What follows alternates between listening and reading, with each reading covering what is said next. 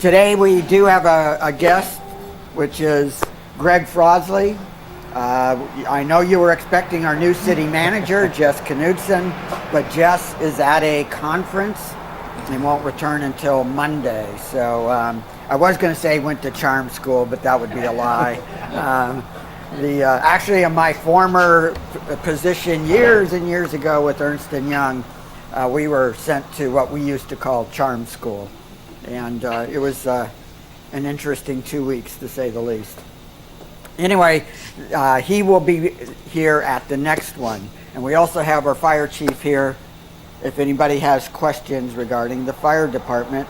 And of course, we have city council members here as well.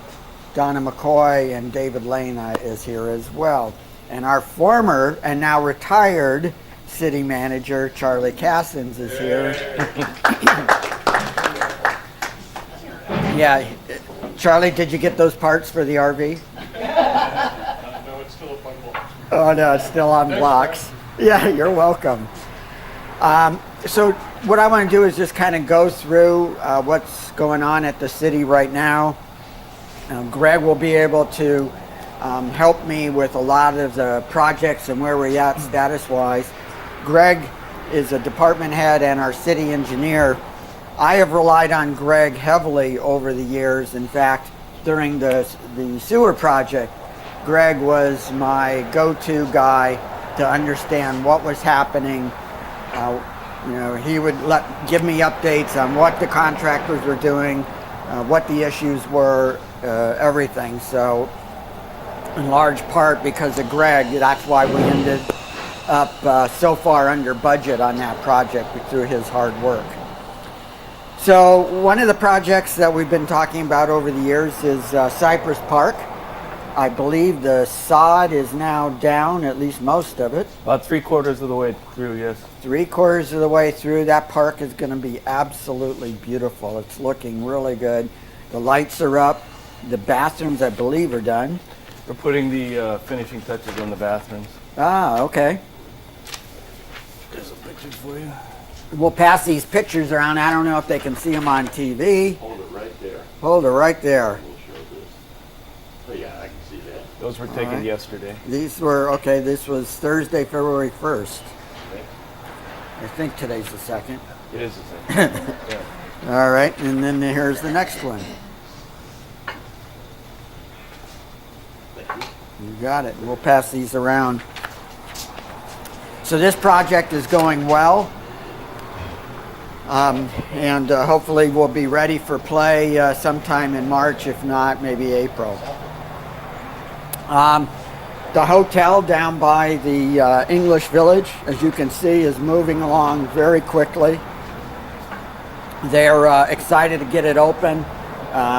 Interestingly enough, we're already going to have a convention of transportation folks that are going to be here in October, usually around 250 to 270 individuals from all across the state.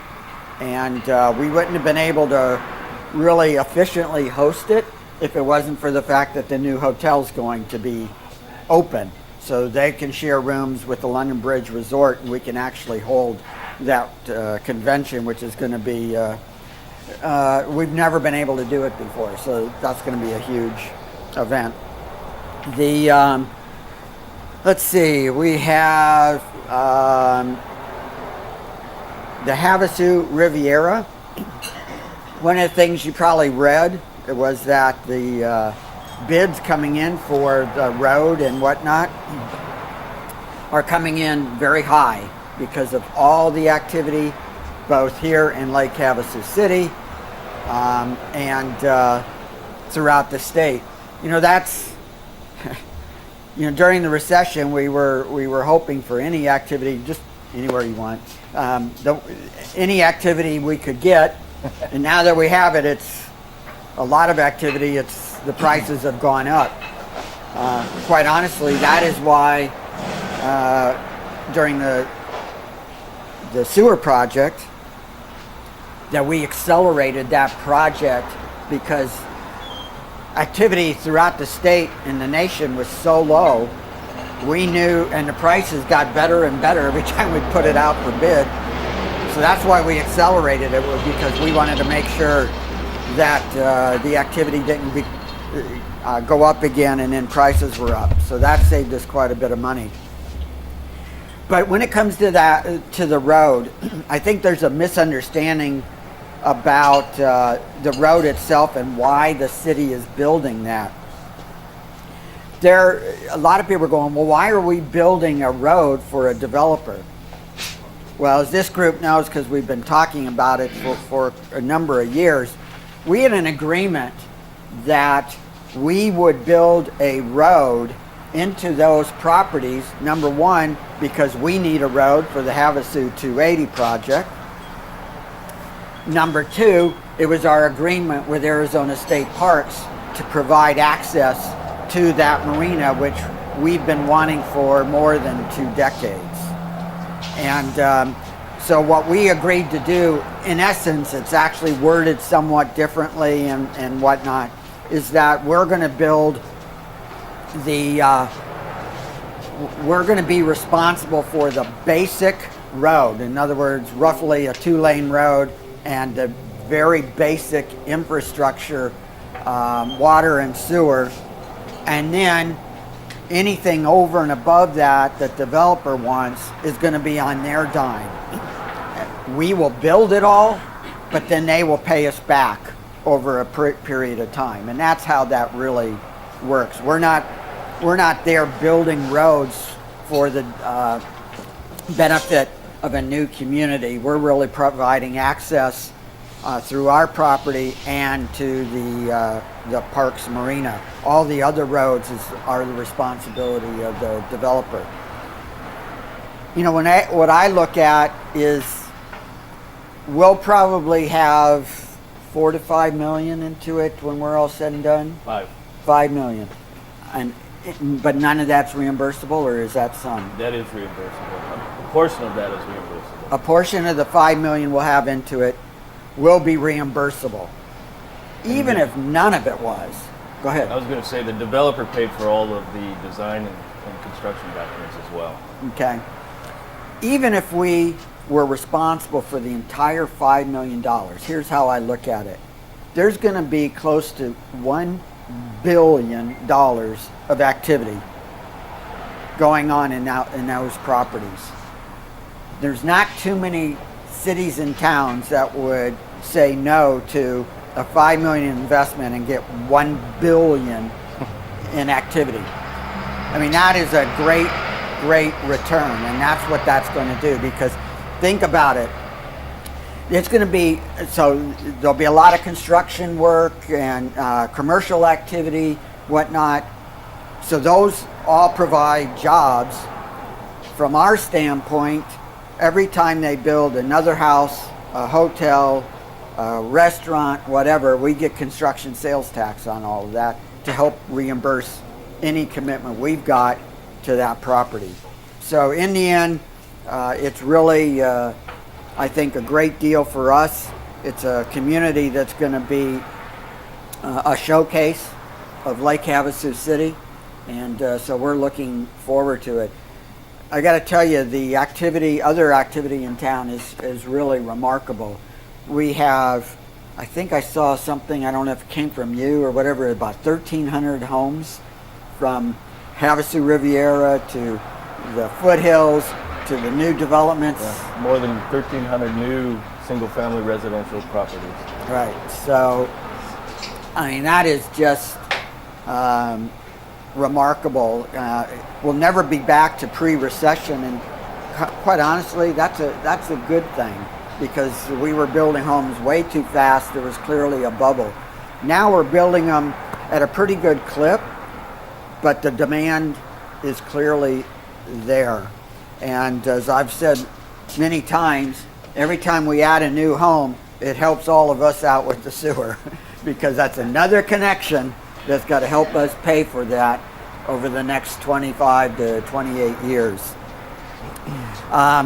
You know, if there's any indication of how busy we are, I don't know, how many went to the rodeo last weekend? Yeah. It was unbelievable.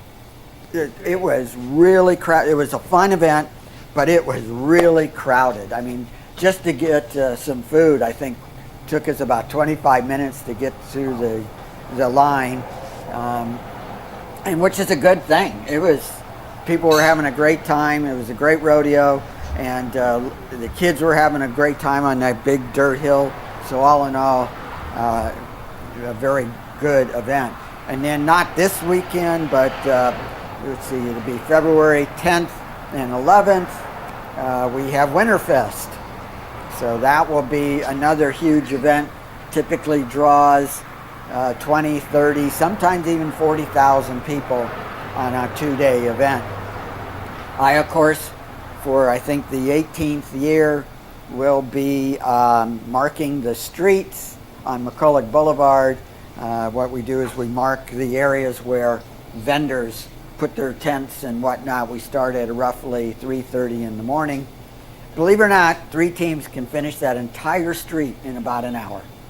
So we've got it down to a science.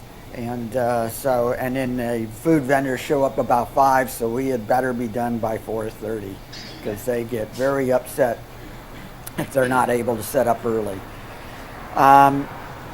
What other projects am I forgetting here? We have the assisted living facility that started construction. Go ahead. Yeah, it's the assisted living facility on Swanson and Cypress is they started their construction. They've done their grading. They've formed up the first set of footings and walls on the first building, so that's progressing nicely. You know, some people have questioned why that's close to ASU. I'm sorry. I just wanted to ask a question. An individual came to me and asked me how they get information about getting in there. Is there somebody, a contact person at this point, or? There is.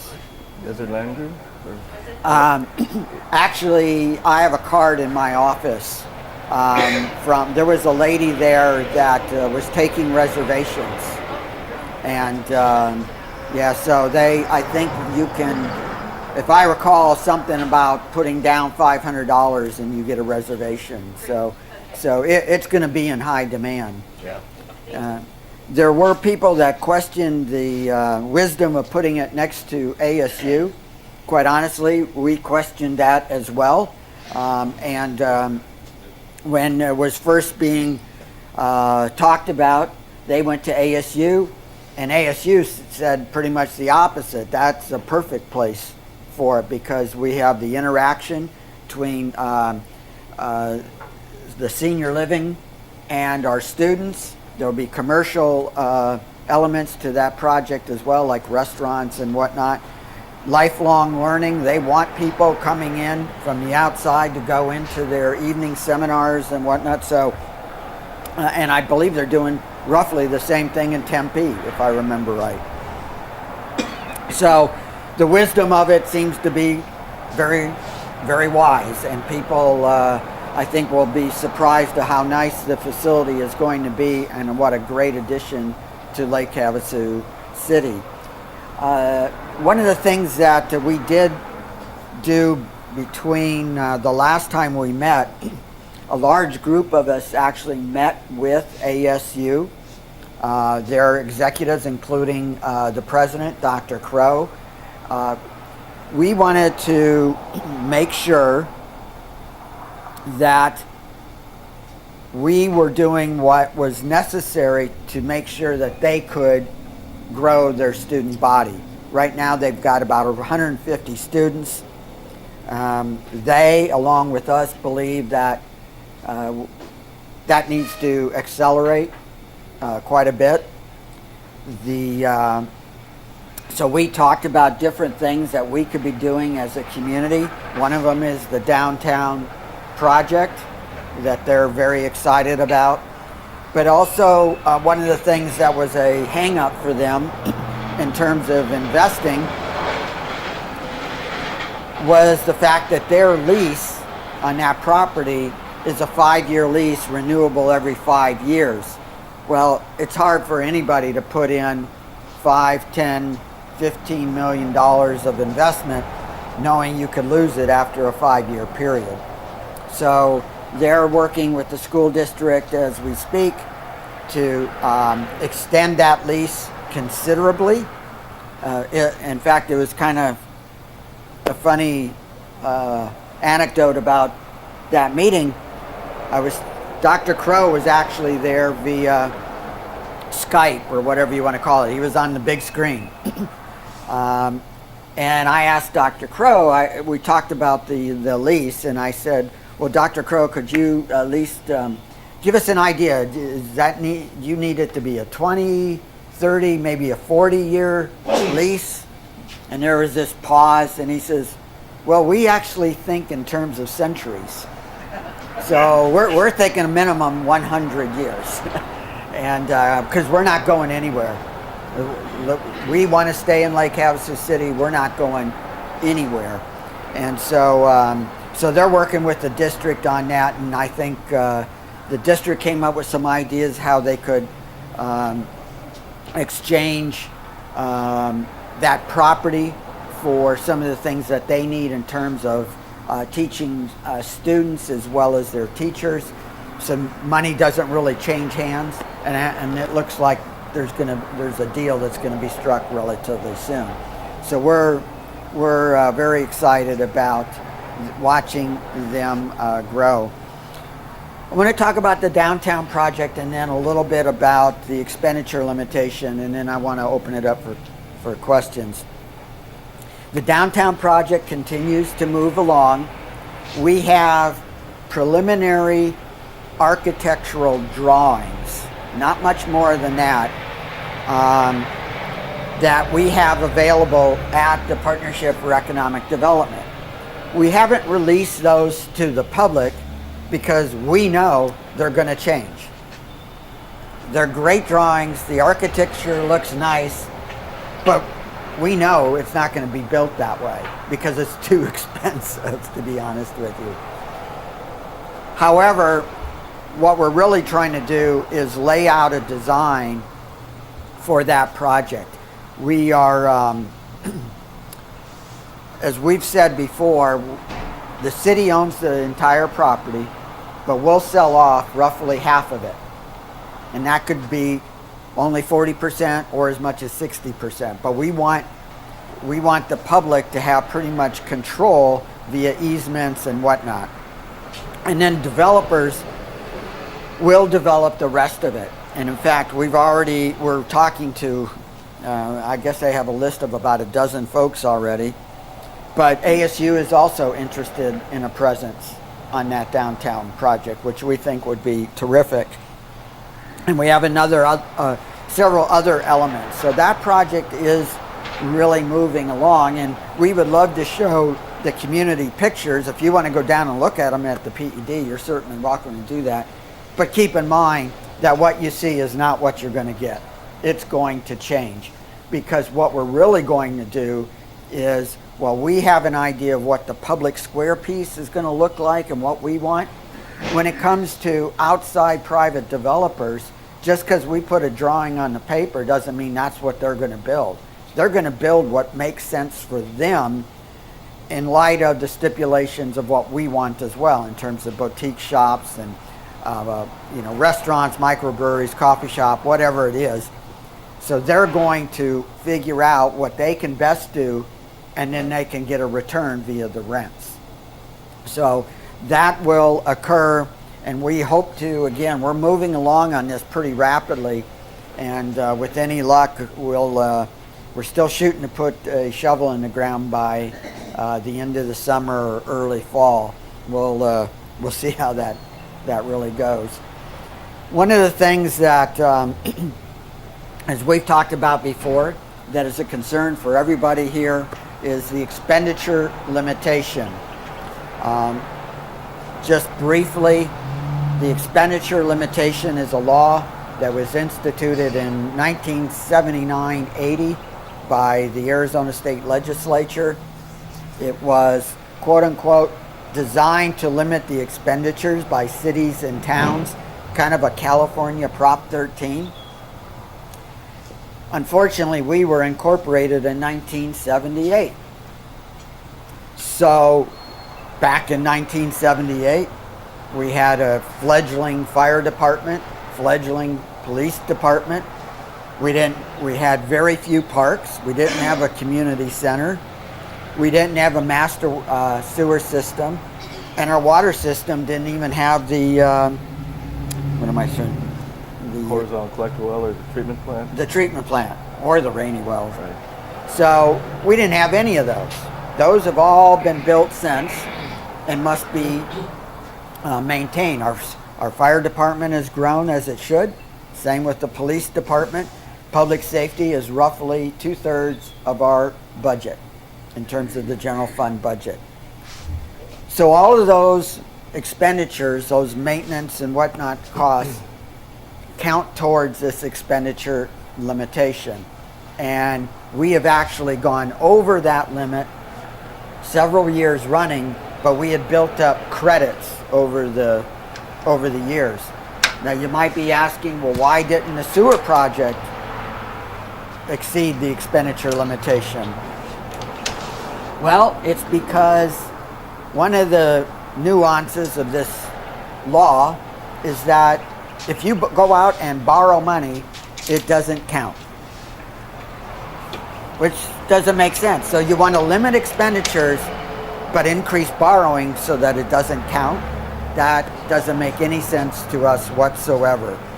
So in the fall, probably in August, we are going to be asking the voters to approve a increase in the permanent base. So our permanent base back in 1979-80 was 4.7 million, and it got us this far. We're going to ask for an increase to 9.7 million, or roughly a 5 million increase, and that will take us to build out. The questions I always get is, well, isn't limiting your expenditures a good thing? Doesn't limit the taxes. It just limits what you can spend. And this community has been fiscally well managed for a number of years. So we have reserves. The reserves continue to grow, but without this expenditure limitation vote, the permanent base adjustment, those reserves will just sit in the bank, which means we're paying in, we're paying our taxes, and the taxes aren't going to work for us. Doesn't make any sense whatsoever. As you know, we want to make improvements to Sarah Park. That's an $18 to $20 million investment. We want to finish the downtown project, and we have the 280 project as well that we would like to finish. So voting yes does not increase your taxes, and voting no doesn't mean you get taxes back. So as far as I'm concerned, the only good answer is a positive vote on that. The paper had an editorial indicating that what the city should do is show the community more projects like Cypress Park, and so that they can see what they're getting when they vote yes. Well, there's a small problem with that. We have an expenditure limitation. So you can't build Sarah Park yet. You can't build the downtown project. You can't build what they're asking us to show as tangible assets because of the limitations. So what we can do is show very pretty pictures, but if otherwise we violate the Arizona Constitution. Now the penalty if we violate it and go over is roughly $2.5 million on an annual basis. So every year you violate it for us, it's $2.5 million. So where's the $2.5 million go? It goes back to other cities and towns who didn't violate the law. And but guess what? 85% of those changed their permanent base or have something called home rule, which is a vote that occurs every 4 years. So 85% of the communities have dealt with it because they know that for them to grow and provide the services the communities want, they have to make this adjustment. So we're going to be doing educational forums over the next several months. It's going to be coming to council, I think, in March to get this kicked off. But again, the more you learn about it, I think the better everyone's going to be. The formula is quite complicated, and I'm not going to go through it because it really, the formula is the formula. It's really what is the impact to each one of us that's important. So, with that long-winded opening, questions? Yes, sir. It seems to me that one of the guarantees of life is that a stupid or defective law will never be removed. Is there any chance they can modify or adjust that limitation law so that it actually works for the state rather than against it? Yeah, it's a great question. Question being, is there any way to remove the law or modify it or whatever?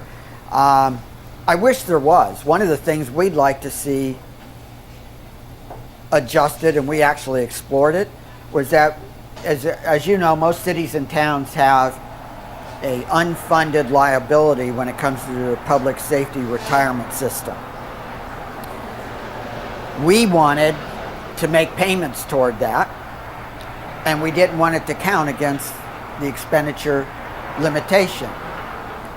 And the answer we got back was, no, it counts, and no, we won't change that law. For some reason, the legislature, while they can't balance their budget, they think it's a great idea to limit the expenditures of cities and towns. I mean, how about dealing with your own problems? Because we have to balance our budget. We have no choice. We got to balance it. So I doubt that they're going to be willing to do that. Anybody that put an adjustment will be probably tainted as well, you just want to spend willy-nilly. And that's what people do when they don't even understand the law. And I've already received comments, well, you just want to spend. No, I just want to build our community and make sure the amenities that people have been asking me for the last 10 years, and because of the recession we couldn't do, I just want the ability to put those in. And guess what? We have the money. This isn't where we're going to go, well, we want to borrow a bunch of money, and then hope we can pay it back.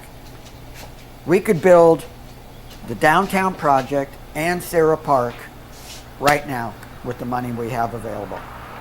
No problem. We could actually, to avoid the expenditure limitation, we could borrow that money. It wouldn't count against us, but then you got all those interest costs and the initial financing costs, which is a waste of money when you have the money in the bank. And the other problem becomes each one of those has an annual maintenance cost associated with them that does count against you. And since we're right up against the limit, that's what's stopping us. So I wish the legislature would make an adjustment. I think the way they look at it is you've got the ability to do home rule or this permanent base adjustment, which is what we want to do, and just do that.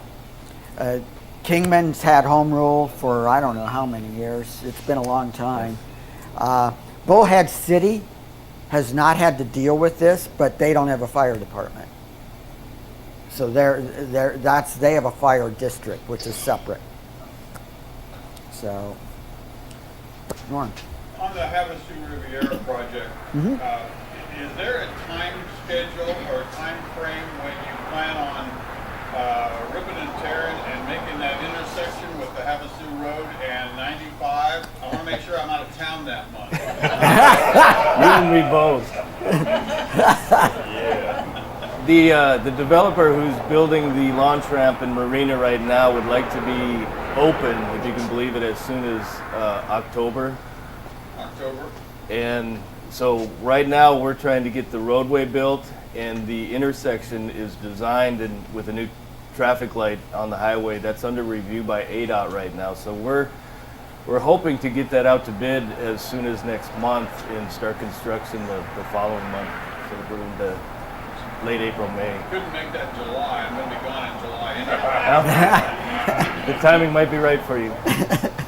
So it's a big push to get everything in place to allow access down to the bottom where the developer is building the launch ramp right now. Will we still have another access through Sweetwater? What's the plans there? Well, the other access is for is the old BLM access, and Right. that's open right now. That's actually the construction entrance. They've got the other one blocked off. So as far that's really in development. I'm not sure how that intersection is going to work. That's going to be a real mess on the highway, opening up that berm, installing a traffic signal. So it's likely that the access for Riviera will be through that secondary access until the main roadway is open. So but will we over time have access both ways? In other words, will Sweetwater be also another way to get into that development? I believe that road's going to be ultimately closed down, and there's going to be one roadway down there. Oh, really? Okay. Different than I had thought. Yes, sir. Mayor, the city code enforcement has had a serious letdown on residents who live in this town. Now that you have the trash cans that have been delivered to every home and businesses, or not businesses, but shops is what we want to call it.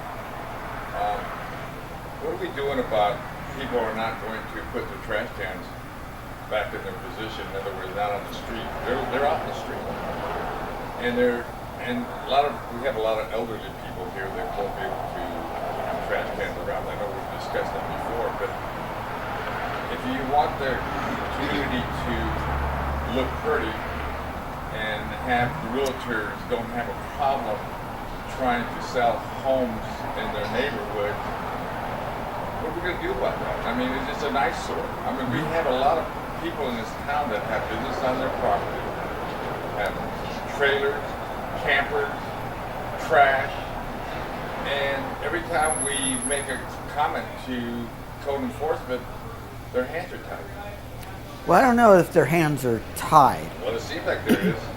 First of all, in terms of the trash cans, for those seniors that are unable to put them back and forth, all they have to do is call Republic, and the drivers will do that for them. They put them on a list that needs additional help, and they'll take care of it for them. So that should be taken care of pretty easily. In terms of the other things, code enforcement's hands aren't tied, except when it's not a violation of the code. They can't say to people, well, you've got a vehicle on your yard that is perfectly operable. They can't tell them you can't do that. And the reason they can't is that when we brought this up, it's been 3 times since I've been mayor, and the most recent one was when I was advocating for not allowing for that to occur. Boy, the community came out and was ready to kill me. This is a toy community, and the people here, they want their toys. They want to park them where they want to park them. As I said in that meeting, if it were up to me, it wouldn't be allowed, because I'd like to see all of our neighborhoods be a little more beautiful. Well, they have trailers out there, Mayor, that the wheels are not, they're not legal to be on the highway, but they use those trailers as storage. And it's really bad watching a neighborhood is deteriorating when you have people that have a trailer on their property and they store everything in it. And it's not an enclosed trailer, it's an open trailer. And so... Well, I believe those have to be covered. If it is not operable. Well, the wheels are not, they're mobile home tires and wheels. They're not legal to be on the street. So those units have been sitting there for years, and they just store stuff, and they're not covered. And I've talked to code enforcement about this situation, and they said they can't nothing to do about it. Yeah, I don't, do you know on that one? I'm not familiar with this specific Yeah. case, Give you but specifics if you like. Yeah, send me the addresses. But in the end, trash, you mentioned trash. Trash is a violation. And I've got a situation where somebody called me and it was trash everywhere. Well, those are violations. But code enforcement, again, this is not proactive code enforcement. They do based on people calling and complaining. And that was another one. The community did not want our code enforcement officers patrolling the neighborhoods and citing people. They didn't want it. They said, nope, should be done based on complaint-driven situations only. So that's how we operate. Honestly, I believe that as we fill in, we're running out of lots, as the infill finishes and there's little places to put stuff, I think the community will finally switch over and say, now it's time for proactive code enforcement, and no, we don't want stuff on front yards, blah, blah, blah, blah. But the 3 times I've addressed this on council since I've been mayor, the result has always been the same. The community comes out in force and says, no way. Well, the thing right now with what the people are doing with their trash cans, they're not taking them in their garage, and they're not taking them in their side of the yard, and they're not taking the backyard. They're leaving them right in front of their door. So when you go down the street, you're looking at these trash cans, and it's an eyesore, and they're not doing anything about it. So I mean, what are you going to do about that if you see it everywhere? I see it all the time. Well, it's not a violation. Wow, that looks pretty bad, though. Looks terrible. There are houses that look pretty bad, but they're not violations. I mean, I'm just telling you the truth. That's what the community Mayor? has decided. Okay, for the trash cans, I've noticed a lot of people are not at home. That's true, They're too. not, and the trash cans are still there. Yeah, but They these people I'm deliver them talking out about are there. people who live there. Okay, both my neighbors are gone. All right, when they delivered the trash cans, I took them out to the door. Right, yeah, we've asked neighbors to help So they neighbors. wouldn't They have be done out that. there. They have But done I've noticed that the people aren't home. Their trash cans are out still on the street. So you gotta give it some time. They're still brand new. Well, I'm talking about the people that live there permanently, and they don't bother taking them if they're out of the way. They just leave them there. Well, And eventually they're going to have to do something with them, because I'm guessing they don't want to walk from their house every time they have a bag of trash down to that trash can. Eventually they're going to go, well, this is stupid. I'm going to put it on the side of my No, house. that's not it, Mayor. They have it in right by their door entrance into their home. They leave them right there. They're not moving them to the side of the house or in the garage. They leave them right there by the door. That, I mean, if they like trash right in their They front do. door, that's up to them. You know, I don't know why they would love to have that smell come into their house every time they open the front door. You can lay a bag or 2 of garbage. Yeah. Dark at night, drop it into their trash can. Let the fragrance teach them a lesson. Yeah, so I think that will change. Yes, sir. On the beautiful wayfind find us that sign. Yeah. Why were they put in the middle of the sidewalks? Well, I don't know that they were put in the middle of the sidewalks, No. but I'm going to let Greg explain this one. well, thank you, Mayor. You know, we noticed that too. It was our own staff that installed those. Some of our sidewalks are only 4 or 5 feet wide, and because of those bases or the poles are so substantial and permanent, they need to be at least 2 feet off of the curb line. So if a car comes in to park, the bumper doesn't hit them. So given the existing 4 or 5 feet and the requirement to put them 2 feet off the curb line, that places them nearly smack dab in the middle of the sidewalk. There's still plenty of room for a wheelchair to get around them, and it meets the ADA requirements, but it does appear that some of those replaced. Well, and we're going to in be the middle. putting bases on them too, as I understand. Correct. And Yeah, some of because a little base on it, because right now all you see is those 4 big bolts, and it looks kind of ugly. yeah, Yeah. Those will be covered. In some of the tighter areas, we do have plans to expand the sidewalk in those areas to give a little more room to get around them. Yes.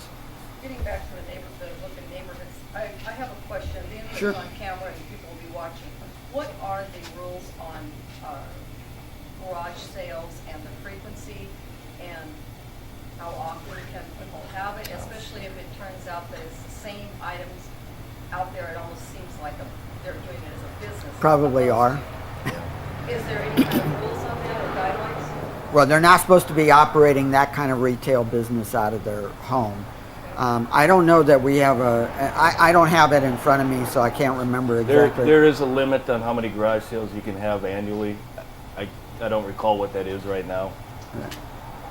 But we rarely get anybody complaining about them. I would ask, is it based on whether it's an advertised garage sale or if somebody has one in the neighborhood and then somebody just continuously throws up signs every time there's one conveniently close by to divert over to them?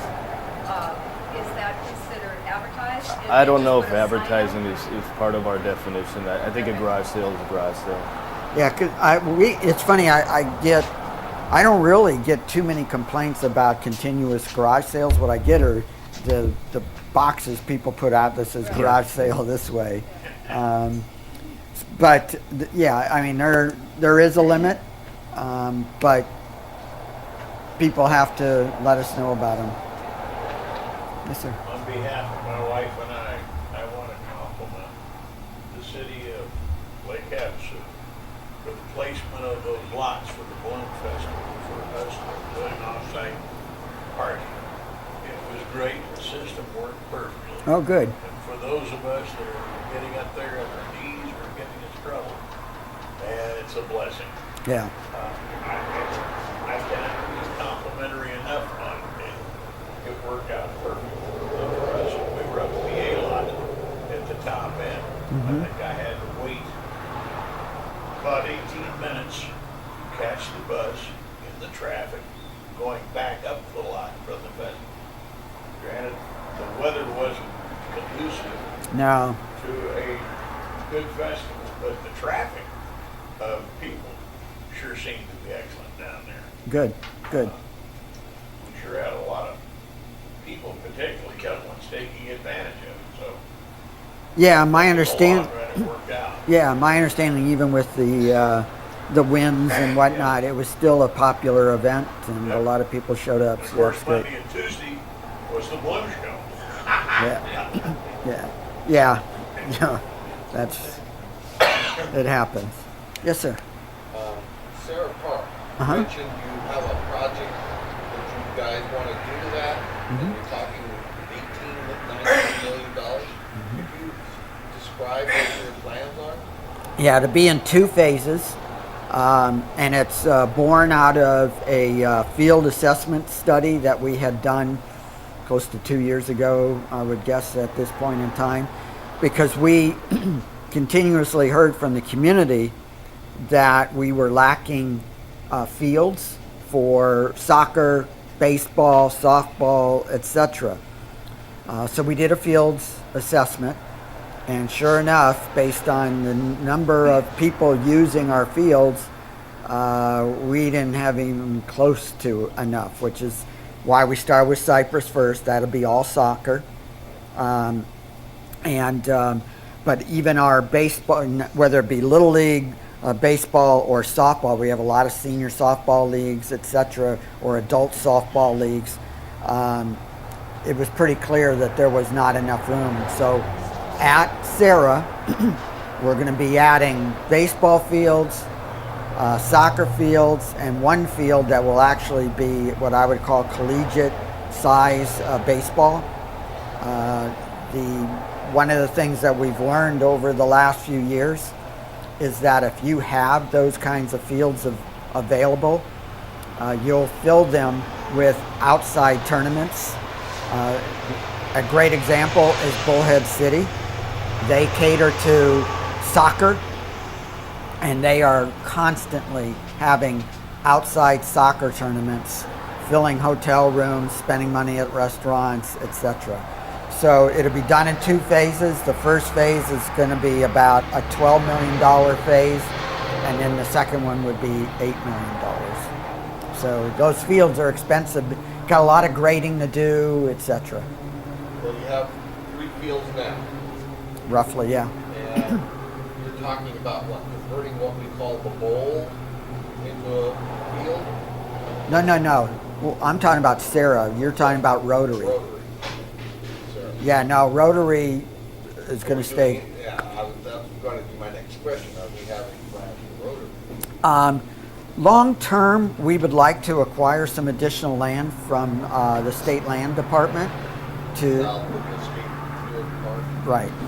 But until that time, no additional plans, because we did a major renovation of Rotary just a few years ago when we built the skate park.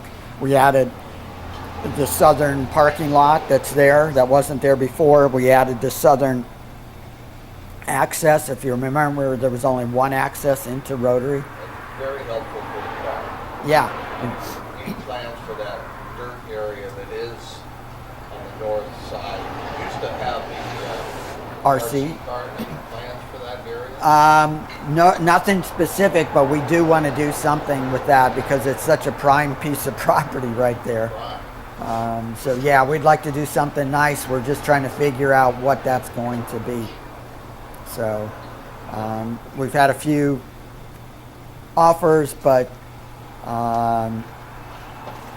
we're still not sure what we'll do. Yes, sir. Mayor, what are you going to do? I noticed that the McCullough on the main street there, the lighting is so improved on that section of Boulevard. Are you planning to do anything with how you figure the cars are parked on the Boulevard? On McCulloch? On McCullough? The answer is yes. It's Like just, what? but it's going to take some time. Yeah. We have plans in our office to redesign all of McCulloch Boulevard, which is going to be pretty costly. And the reason that we decided to put these plans together is that McCulloch Boulevard itself, the pavement, is getting pretty bad and needs to be redone all up and down the boulevard. So we thought, well, if we're going to be digging this up, shouldn't we look at redesigning all of McCulloch Boulevard? Because a lot of our merchants, especially restaurants, bars, etc., they would like to have more sidewalk space. As we talked about, the sidewalks are so narrow, you put a sign up and it's almost blocking the middle of it. So we have plans that show an extended sidewalk going out, and the parking would be all parallel parking and pushing some of that parking around to the back. Now these plans are not going to happen overnight. I mean, we're talking about several years in the making to get all of that done. We just finished, I think, looking at the underground utilities. Correct. Yes, we did a evaluation of all the water and sewer main that's under the pavement to see what kind of work is going to happen before we come back and repave that. So we just got that report a week or so ago. Yeah, we've had lots of requests for McCulloch to be more of a walkable sort of boulevard, and so it would be 2-lane traffic still, but it'd be shared with bicyclists, and then it would be quite a bit of sidewalk so that if a merchant wants to put, like Jersey's wants to put chairs and tables out there, they're able to do that. But as I said, Get rid of the main intersection, where the middle of the aisle, where they're further up, like the T's or the medium. You would get rid of all that? I don't. There's still areas that would have a median. Because I don't remember those coming out, but I could be wrong on that. It really boils down to wider sidewalks and less pavement, and removing the diagonal parking and Correct. replacing it with parallel parking. Because you have so many activities that goes on that in that street that you think that by moving the streets, I mean, the curbs along and the sidewalks are wider out, that you will have no problem with the traffic and so forth, and like car shows and things of that nature? Yeah, I don't think we'll have any issues with that. One of the things that would happen as you move those sidewalks out, it will slow the traffic down because it becomes more narrow. And we constantly get complaints about the speed of traffic on McCulloch Boulevard. Now, it seems like when I travel McCulloch, I'm going about 18 miles an hour, and now I switched over to either Swanson or Mesquite. But there are times, especially in the late evenings, where cars are going pretty fast. And that's the worst time because you can't see. So, yes, sir. This is from the walkers on Swanson, going west, crossing Lake Havasu Avenue by Jack in the Box. Okay. When you cross the light, everybody likes it because they call it, some people call it a booklet, making the noise, tick-tock or whatever. Oh, yeah. But then when you get to 95 to go to all the restaurants and the stores down there, there's no noise at all. Right. Would that be fixed? Or the same as Lake Havasu Avenue? Well, we can ask ADOT because we can't fix it. It's a ADOT highway. That's a state law. It's a state highway. Yeah, and I'm actually meeting with them. I can't remember if it's this Monday or the following. I think it might be Monday about the project down at Kiowa because we have some preliminary plans to reduce accidents. The Kiowa and Highway 95 is the worst area in the entire city. And there were some preliminary plans to put a median to help reduce left-hand turns, and then they were going to put in a secondary light because the last thing we wanted was only one light right there at Kiowa trying to get into that shopping center. It would back up quite a ways. And now they're talking about not putting in that light. So I'm meeting with them Monday to say, I thought you wanted to make this a safer road. So we'll see what happens with them. Well, I remember also the city was going to put up a median. On Lake Havasu Avenue? Yeah, by Walgreens. Correct. I think we still are. That project actually has been bid out, but the bids came in so high. We're going to propose to the council that we table that project until July when a new budget cycle happens, and we're going to have to ask for more money to afford that project.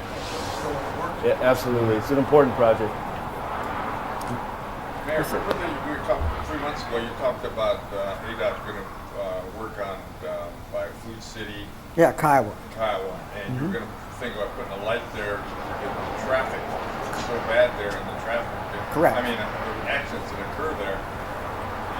What happened to that project for repaving and all that? I mean, that road is so bad between that area.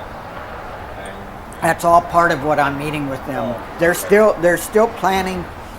They had planned on putting a median quite a ways down on Highway 95 because people were making lefts all the time and crossing traffic, and then bang, they hit each other. So they were going to extend the median, and then based on that, put in a secondary light right in front of Staples, so to speak. right. And so then they came back to us and said, well, for a wide variety of reasons, we're not going to put in the light and we're going to shorten the median. We go, so people are still going to be able to make lefts. Yeah. Well, what's the point of this project? I thought you wanted to make it safer. And so I'm meeting with them to see what we can do. I actually asked the engineers who made those decisions to come up, and we're going to take them out there and say, now, you need to rethink this. And I think really what they want is the city to contribute some amount. And if it's a reasonable amount, I have no problem with that. But what we want it to be safer. They originally proposed a roundabout there. That's funny. That's the reaction I had. Yeah, we were like, seriously? Especially if you think about, and this is what we were trying to explain to them. They said, well, it'd keep traffic flowing. And we said, yeah, if there wasn't a shopping center there, and you're going, what is it, north, south, north, yeah, that might work. But here's what's really going to happen. A lot of those people are going to go into the access for the shopping center. So they coming down the highway, they go around again, and here comes the traffic coming this way, and then it gets backed up. So we said, good luck with that. And so we were able to convince them that was not going to work. And, roundabouts, is my understanding, are for safety, and apparently they work. But I'll tell you what, it takes a lot of education. I have a home in Wickenburg, and there is a roundabout right in front of my development. And every time I come out of that to go into the town of Wickenburg, the people coming down Highway 93, they do not yield. It says yield on the cement, the sign. They just think, well, I'm on a freeway and I can go as fast as I want. And every time I'm slamming on my brakes as they're coming through there, and it's like, what are you going to do?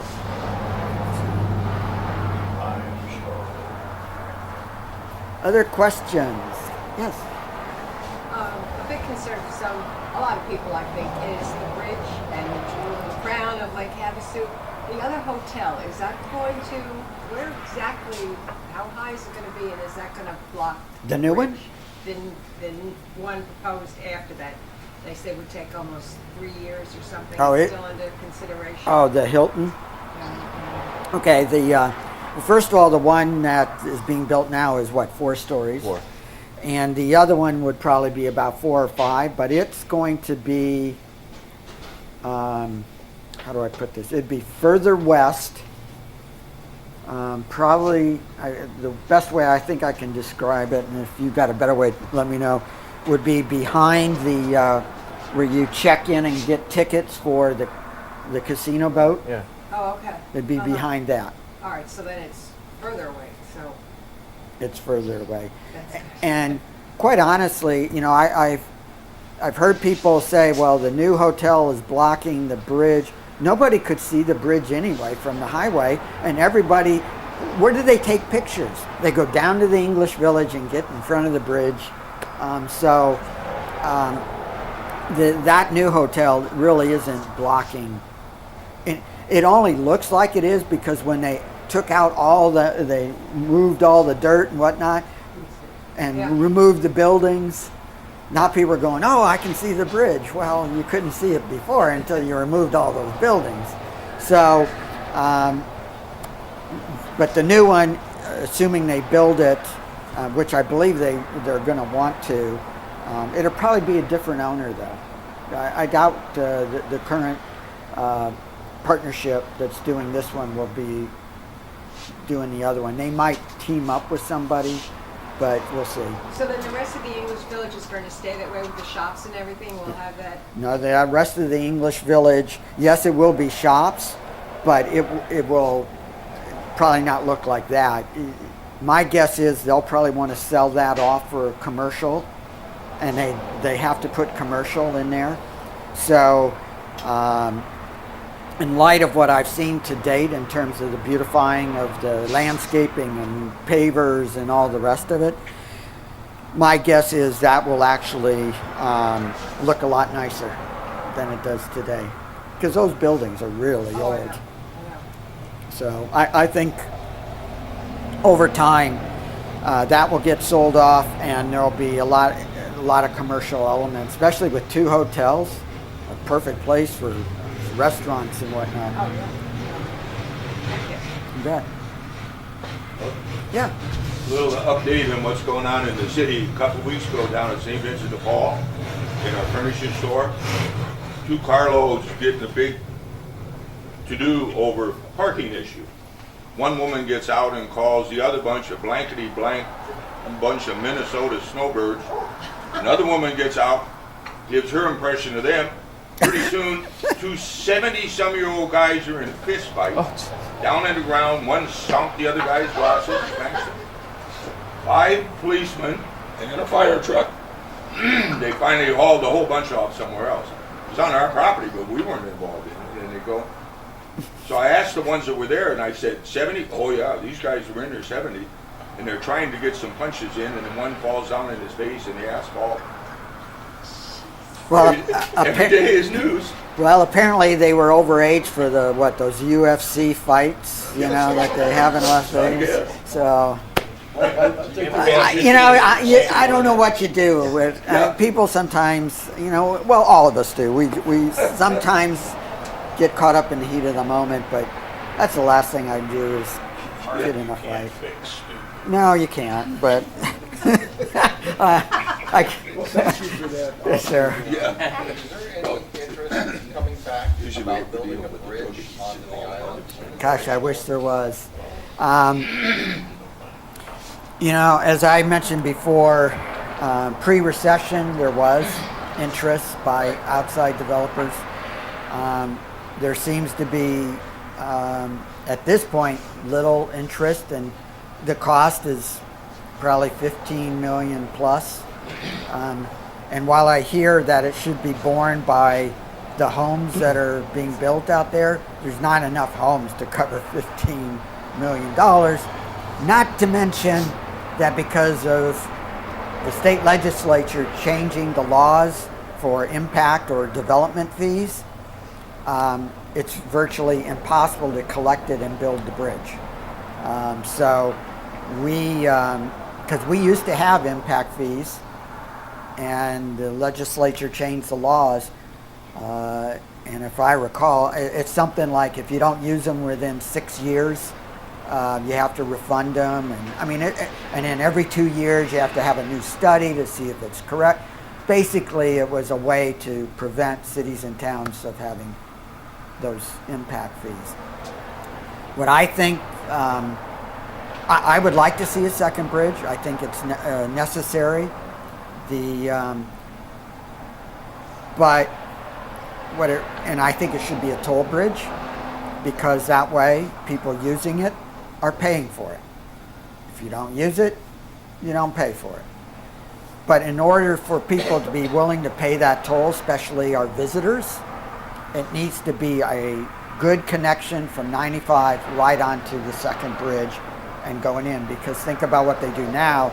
They come down, they make a left on Mesquite, they're right on Lake Havasu Avenue, or right on McCulloch Boulevard, and then they start crossing the bridge. Boating season. A gridlock. So nobody cares about paying a buck if it can get them in there really quickly. And for the residents that are there, we can always do special rates for people who live there and whatnot, especially the residents that have been there for 20 years. They didn't cause the congestion there. But with today's technology, electronic passes, there's all kinds of things that could be done that way. But we have to find somebody that'd be willing to build it. What, the state and the federal government, we can't get any monies from them on anything? Say it's No. connected to 95 or something? And no. Now, Bullhead City's been trying to get money for a bridge because they've only got one bridge going across the Colorado River from Laughlin, and they've had accidents, and they've been trying to get money forever. So, Any updates on Site 6? Improvements? I don't think there's much going to go on there. We talked about renovating that building and whatnot. The price tag was huge. $3 million plus. Now the boat ramp, This is prime property.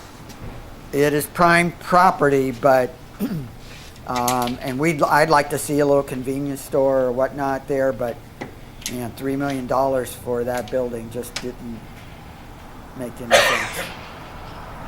how about the bridge, how about the new ramp that you're building in the new project?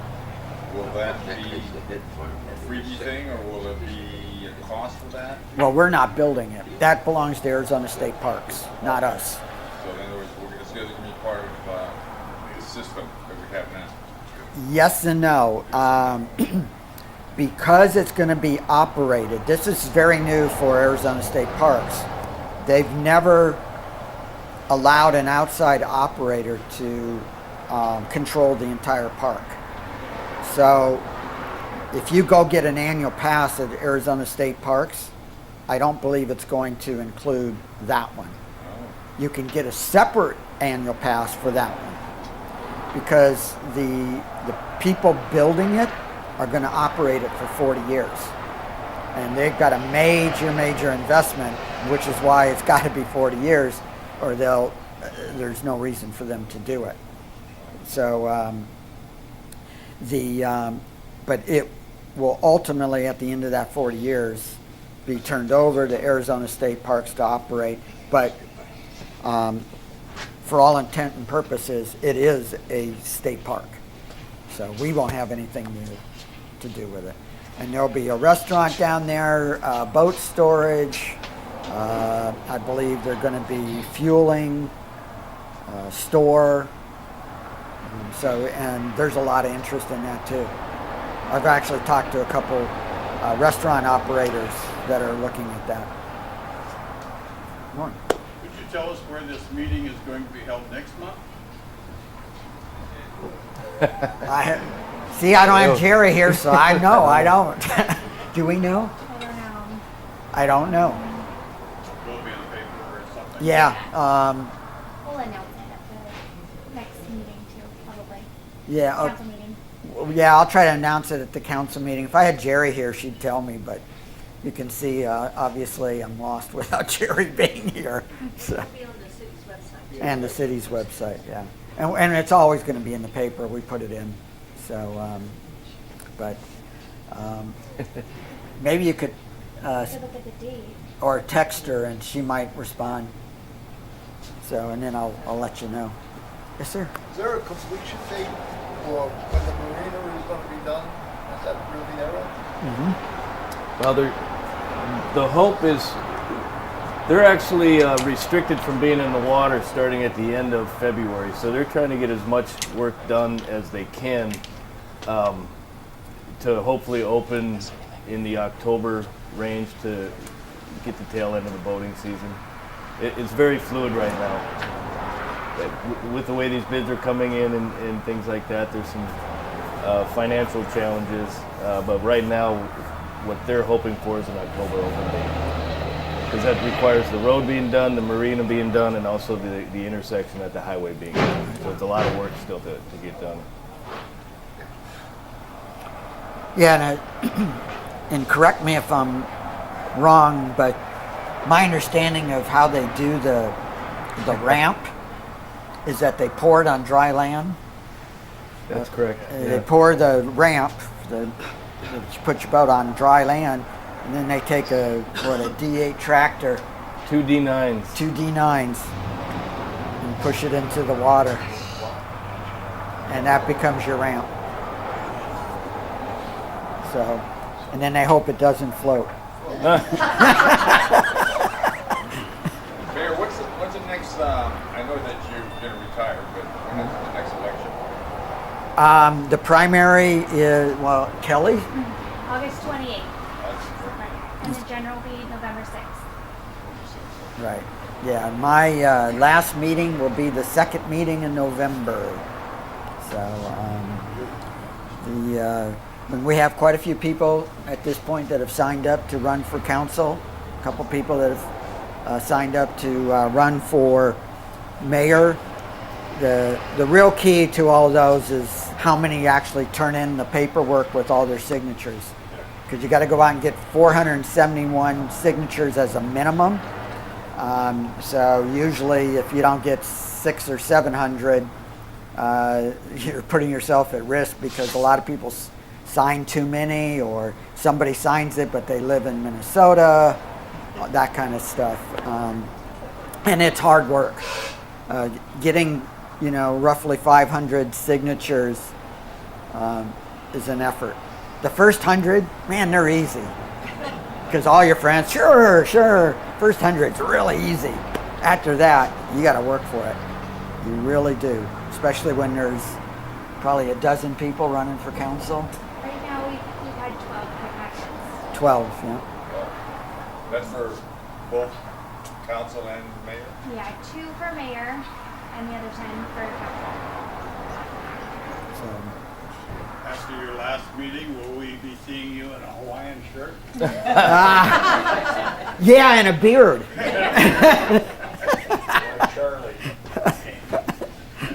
Yeah, I was going to say in longer hair, but that isn't going to work. I'll have to do the comb over this way. You know, like somebody we see on TV. Yeah. Any other questions?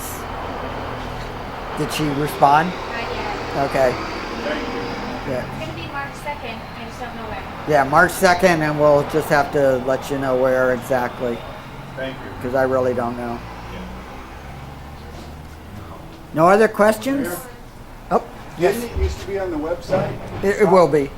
It will I be. tried looking for this one on the website. I had to call the office, but where Well, on we'll the find- website is Coffee with the Mayor for the We'll meeting? find out, because it's Because supposed to not in be. with meetings or anything like that. But I tried to look. Okay, I'll show you. we'll find out, because it should be. But that was it. Okay. Mayor, what's the reserves? What is the amount that you have for reserves? What, do you have a dollar amount? For, in our general fund, Yes. it's approaching 40 million. And with a general fund budget of a little over 50, that's pretty good. Yeah, so For this size of town? for this size of town, I mean, I've seen towns that have far more people than we do, and their reserve 6 million. Yeah. Well, I lived in a town that had 30 million, Yeah. and it was a bigger town than this. Yeah, and that's just our general fund. We have reserves in all the funds because you know, you have to, just to make sure you can operate. But and well, honestly, we'd like to spend that down because it's just sitting there, and we'd like to put it to use so people can enjoy their tax dollars. But you have restrictions in what you can do with that, right? I mean, you can't just slow it down. Well, we have, because of the expenditure limitation, that's what's hurting us. That's Do you have a budget for low-income housing? no. You know, and you know, we'd like to take some of that and put it toward the unfunded liability of the public safety retirement system. We actually did that recently, but the way we did it was we went and borrowed the 12 million, paid it, put it in, and then we paid that off in like a year's time. But you know, that costs you $200,000 to do that, and that's ridiculous. Is the city doing anything for the VA, putting a new facility in this community? The city isn't. No, that would be federally funded. Yeah. Yes. Question about the new building by ASU and the traffic on Swanson. Mm-hmm. That road is already pretty well traveled. Are you going to do anything more about repaving that? Or I just see 4 stories more of people on that road. Sure.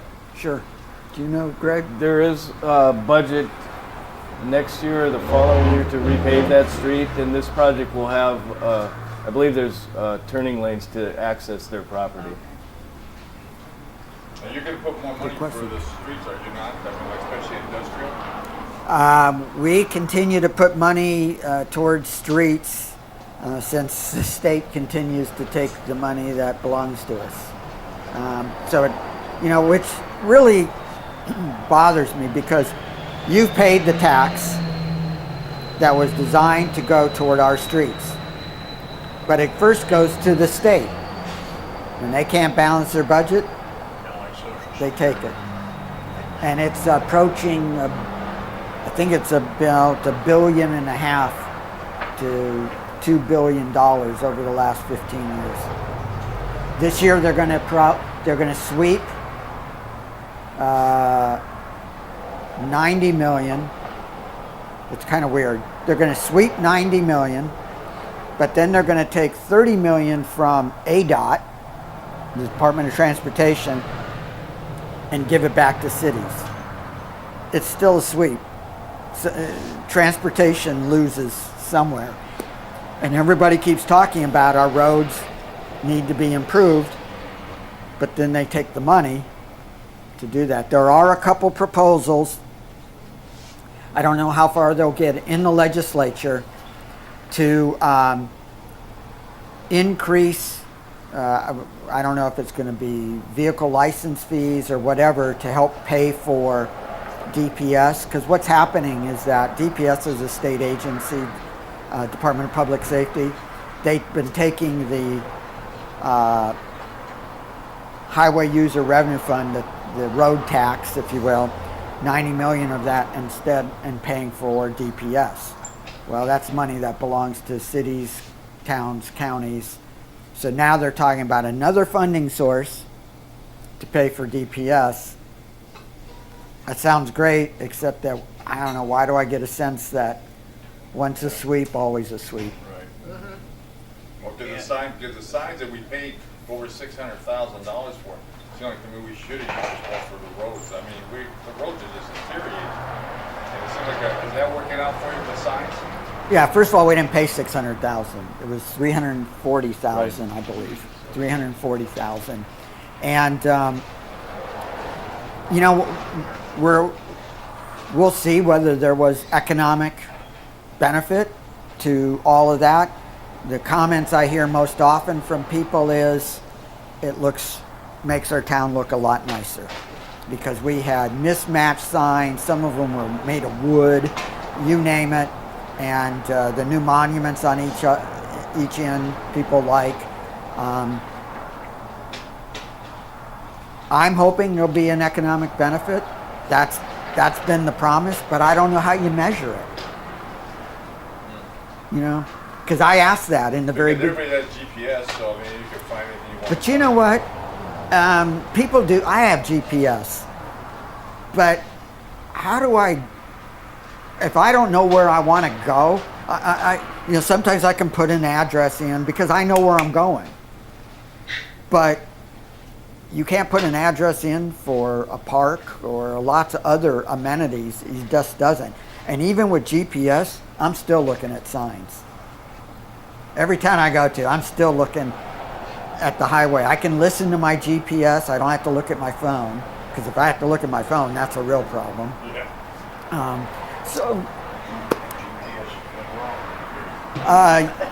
Yeah,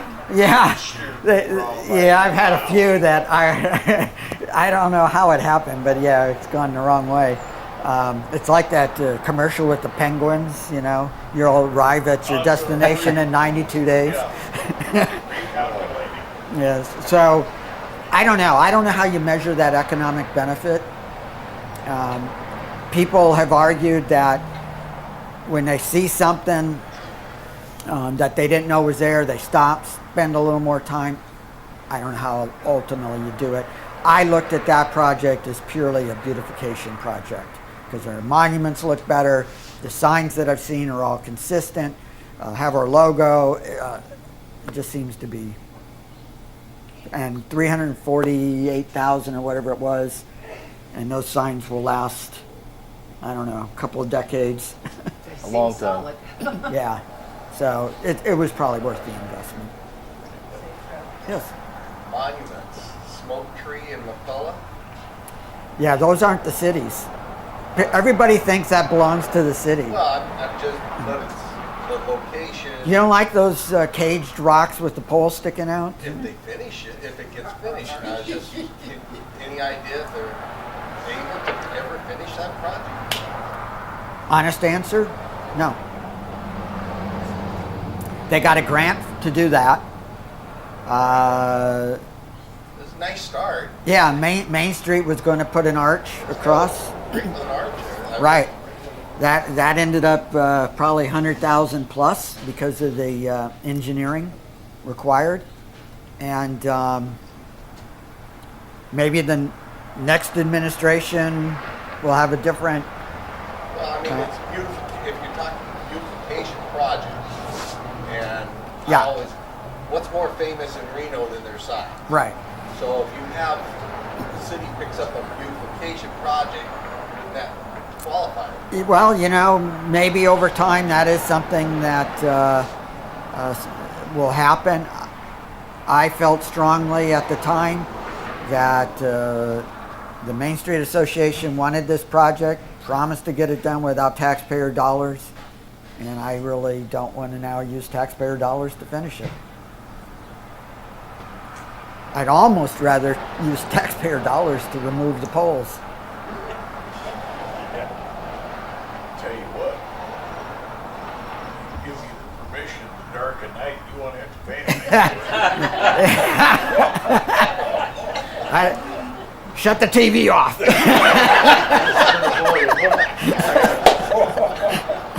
Horizontal chops on it. Yeah. Nice, even cut. Yeah. Drop that. Well, then you've got the caged rocks, though. But yeah, I mean, I'd like to see it finished, but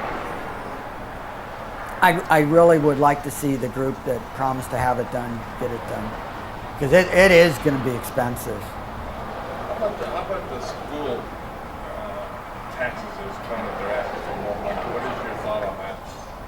It's passed. I know, but they're asking for more. Are they asking for more?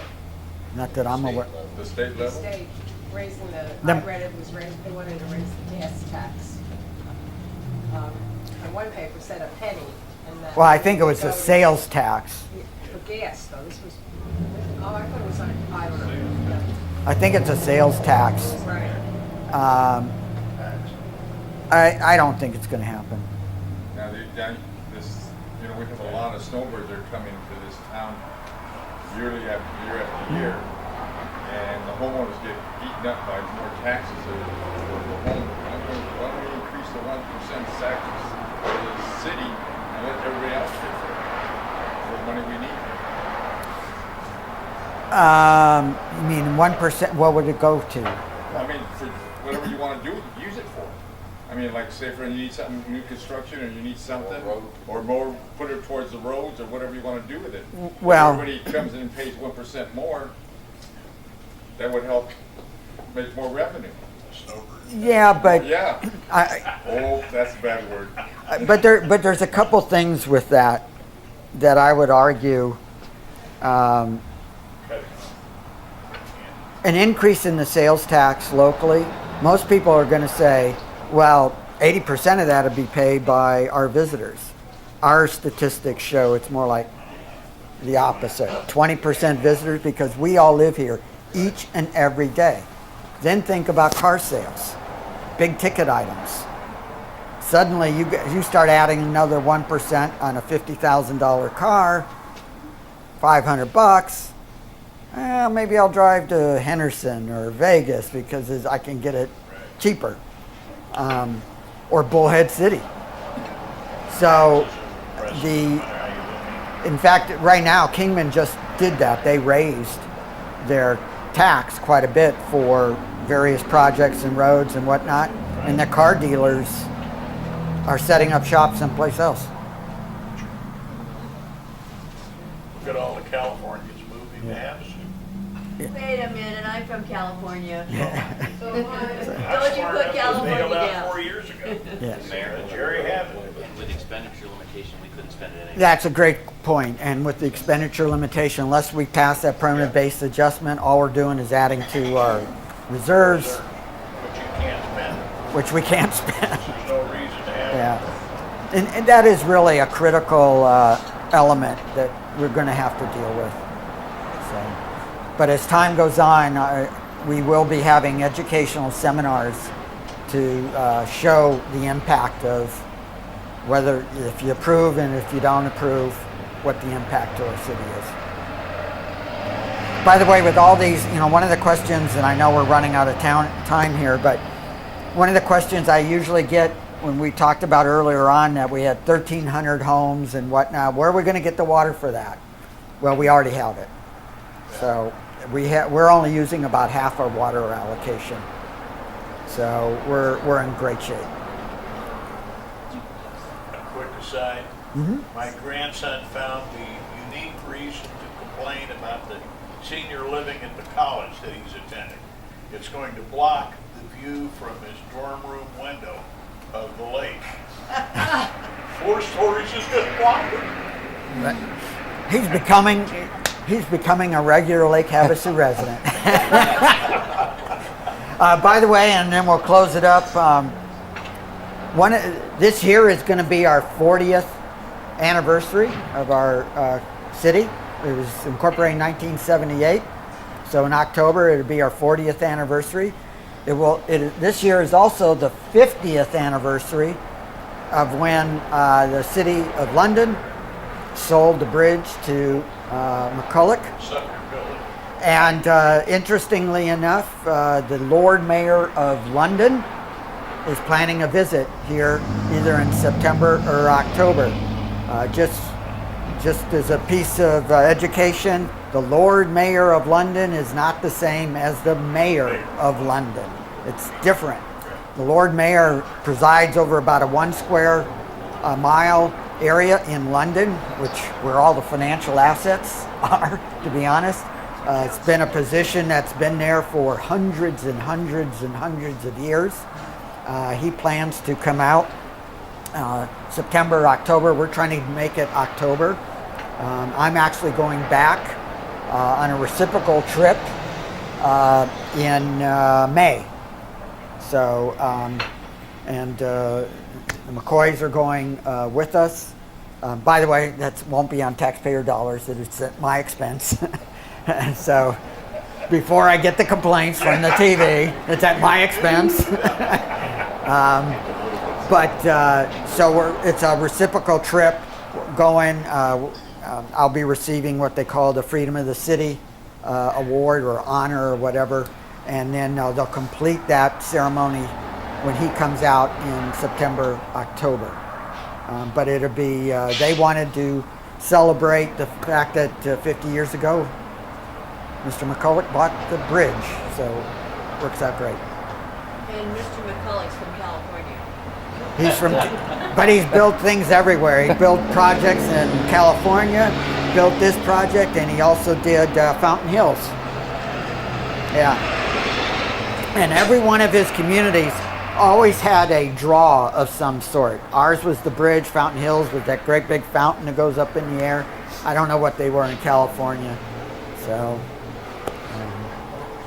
all right. Well, thank you very much. Look out for the next meeting. Again, it'll be March 2nd. We'll try to get it out there where it's at. So, thank you all for being here.